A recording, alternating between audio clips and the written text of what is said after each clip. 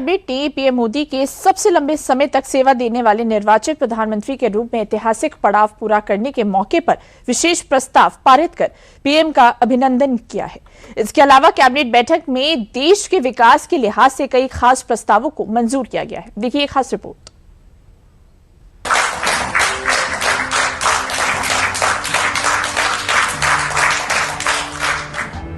10 जून का दिन जब भारतीय राजनीति के इतिहास की किताब में पीएम मोदी के नाम एक खास कीर्तिमान के साथ दर्ज हुआ। भारत के पहले प्रधानमंत्री पंडित जवाहरलाल नेहरू का सालों पुराना रिकॉर्ड तोड़ते हुए बुधवार को जब पीएम मोदी ने सबसे लंबे समय तक लगातार देश की सेवा करने वाले निर्वाचित प्रधानमंत्री का रिकॉर्ड अपने नाम किया, तो केंद्रीय कैबिनेट की बैठक का नजारा कुछ ऐसा दिखा।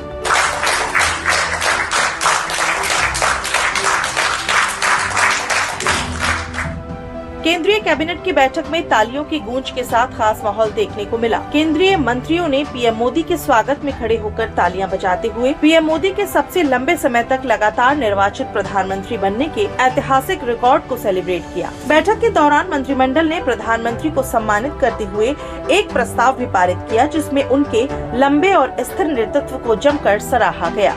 कैबिनेट ने ये संकल्प लिया कि हमें गर्व है कि हमारा नेतृत्व ऐसे कुशल हाथों में है जिनके पास संवेदनशीलता भी है, संयम भी है, नियत भी है और निर्णायक क्षमता भी है। माननीय प्रधानमंत्री श्री नरेंद्र मोदी जी का जीवन सेवा, साहस और राष्ट्र निर्माण की एक सतत साधना का प्रतीक रहा है। पीएम मोदी की अगुवाई में हुई केंद्रीय कैबिनेट की बैठक में विकसित भारत 2047 के रोड मैप, केंद्र और राज्यों के बीच बेहतर समन्वय, विकास परियोजनाओं, ईज ऑफ लिविंग और ईज ऑफ डूइंग बिजनेस को आगे बढ़ाने पर चर्चा हुई। साथ ही इस खास मौके पर देश के विकास की रफ्तार को धार देने के लिहाज से अहम फैसलों पर भी मुहर लगी। एनडीए सरकार के 12 साल पूरे होने के मौके पर केंद्रीय कैबिनेट की बैठक हुई। बैठक में अहमदाबाद मेट्रो रेल प्रोजेक्ट विस्तार के साथ कई बड़े फैसलों पर मुहर लगी। कैबिनेट ने अहमदाबाद मेट्रो के फेज 2A के तहत 6 किलोमीटर के कॉरिडोर को मंजूरी दी। इसमें 5 नए स्टेशन बनाए जाएंगे। इसके साथ ही आंध्र प्रदेश की नई राजधानी अमरावती में केंद्र सरकार के 2 बड़े इंफ्रास्ट्रक्चर प्रोजेक्ट घोषित किए गए।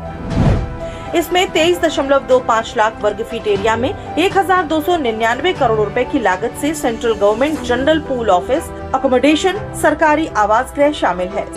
साथ ही जनरल पूल रेजिडेंशियल अकोमोडेशन के तहत 31.30 लाख वर्ग फीट इलाके में 1235 करोड़ रुपए के आवास शामिल हैं।